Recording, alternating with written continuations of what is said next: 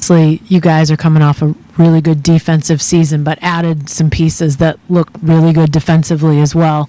What's sort of your early sense of Alex and Isaiah and just what they can bring to the defense? Yeah, just from playing against both of them, I have first-person experience on them being great defenders. They did really good things for their teams last year, and they're going to do really good things for us this year. That's why we brought them in. We believe in them as players, and they're going to do just what everybody else is doing, which is completely buying into what we're trying to do as a team. And a big part of that is defense. It's hard to win games, especially big games, especially playoff games, which we aspire to do if you can't play defense. So, that's a big focus of what we're trying to do, and they're going to help us with that. Are there any specific slices of the defense you feel like their skills will help specifically with turnovers, rebounding, whatever you think? If you look at their individual skill sets, what they brought to their teams last year, isn't going to completely change this year. Alex is a great, point of attack defender, pursuit defender, in actions, ball screens, things like that. He has really active hands, not only, in passing lanes, but on the ball. And, I think we can. I don't like to put expectations on people. I don't like expectations at all. But I think we'll see a lot of things similar to that this year. And Isaiah as well. He's a heck of a post defender, rebounder. He's a great rim protector. He was huge for that New York team last year, especially in the playoffs.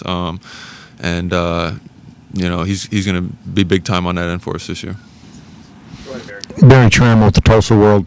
Chet, there's a belief that Isaiah will spell you a lot, but also that you guys will play together.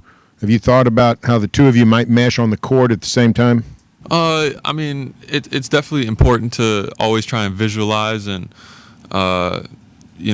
see situations that you could be in before you're in them, so you can prepare for them and practice for them. But,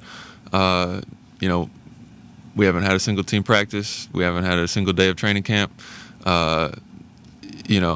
I know we're not closed-minded on what we're going to do. Coach isn't.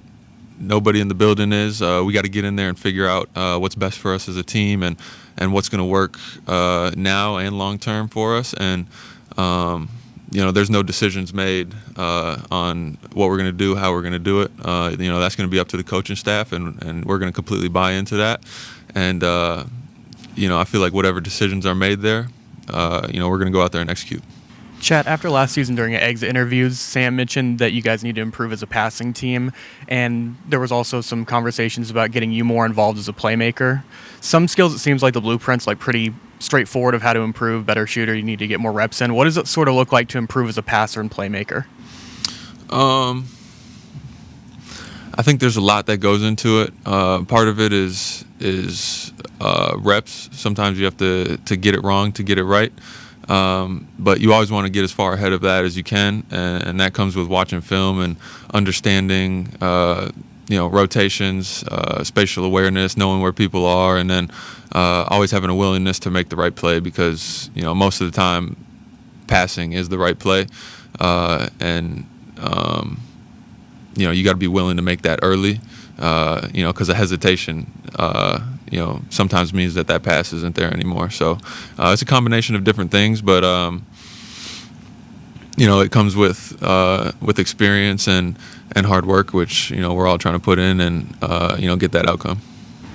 There are things to be learned from both winning and losing, and you got to experience both those things in the postseason last year. So, with that in the rearview mirror, how did that impact your postseason and your preparation for this season, both individually, like your game, what you wanted to work on, and as for other things you can add to the team success? Yeah, losing sucks. Nobody wants to lose. Losing hurts, and we were definitely hurt. When we lost last year, we didn't like that, but it gives you valuable lessons if you allow it to. When you win, a lot of times you can kind of gloss over mistakes that you had. Well, we won the game, so we must have been doing everything right. You know what I'm saying? But when you lose, it really opens your eyes to what you have to work on, and it also tells you what you have to work on because you lost for a reason. You know, if you were the better team, you would have won. So, you know, it just told us what we had to work on going into the offseason. And, you know, not only myself, but, you know, all the players on our team, as well as our coaching staff, everybody, you know, was really accountable and able to look at themselves on what they could do better. And, you know, we're going to take that into this season and kind of mesh it together as a team. And, you know, I think that'll leave us in a better spot as a better team. Yeah, Chet, you're going to try to play in all 82 again?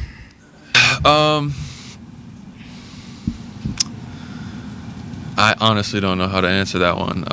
You know, I wake up every day blessed to be able to play basketball. You know, if I'm healthy, I'm, you know, kind of itching to get out there and play.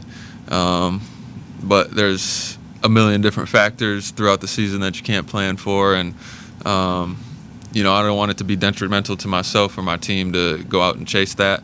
You know, I felt at times last year, you know, I was definitely making some sacrifices to go out and play some games that I probably shouldn't have. And who knows? We'll see. Yeah. Chet, Go ahead, Joe, and then Joel.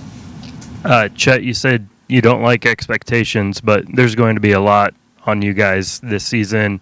What do you think kind of going into the year when there is kind of a lot of pressure to win? I mean, there's always pressure to go out and win because we have amazing fans that spend their hard-earned money to come watch us play, and they're not coming to watch us play to go out there and you know, put up duds or suck. So you know, it's on us to really go out there and give it our all to, you know, try and win these games. You know, we're never going out there trying to lose. We're trying to win games, and you know, that's what makes it tricky because you know, you got to be real careful with expectations, especially when you attach them to outcomes. You know, if you put expectations super high and you're just short of it, you might think that you weren't successful. And if you put expectations super low and you're just above it, you might think you're really successful. So you got to be careful what expectations put on outcomes. You know, around here we really emphasize putting expectations on processes, how we show up every day, how we go about our work, what we do. And the attention of detail that we do it to, and you know, that's what we're really focused on. And you know, it's worked for me in the past to get better, to become a better player, better person.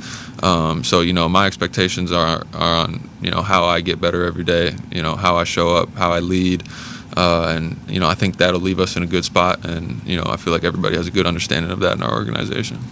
Joel, go ahead. Chet, it seemed like, at least based on your Instagram, you were here for, you know, longer stretches of time during the summer. Why did you make it a priority to be here? I love OKC. It's that simple. Yes, sir. And as far as your off-season workouts, everybody's seen you, you know, in the Chris Johnson runs or the runs with KD, whatever it might be. Just how intentional are you about who you're in the gym with throughout the summer? Part of that's tough because NBA players are notoriously bad with scheduling. So it's like, be here at 10, you know, they're not there till 11, or like some people are like, oh, can't make it today at 10. So it's like kind of tough, you know, especially in the summer. I'm just trying to play. I'm, you know, definitely hunting some of them runs, and sometimes it's, you know, getting out there with whoever you can get out there with and making the most out of it, and that's what I try to do. And one last thing for me, just you talked about accountability. What have you seen as far as Shea, you know, really grasping accountability and trying to take accountability, whether that's in May or just during your time here? I mean, you see it in a lot of different ways. You see it in the way he works. You know, he understands that he's a big part of what we do and making what we do go. And you see that every day when he comes in. He works hard. He does everything right by the textbook, and even beyond. You know, there's accountability by action, and then there's you know, accountability by word, I guess. And you know, he says all the right things, not just to say the right thing, because he really means it. And you know, he's been a great leader for us so far, and he's going to continue to do that going forward. Thanks, Chet.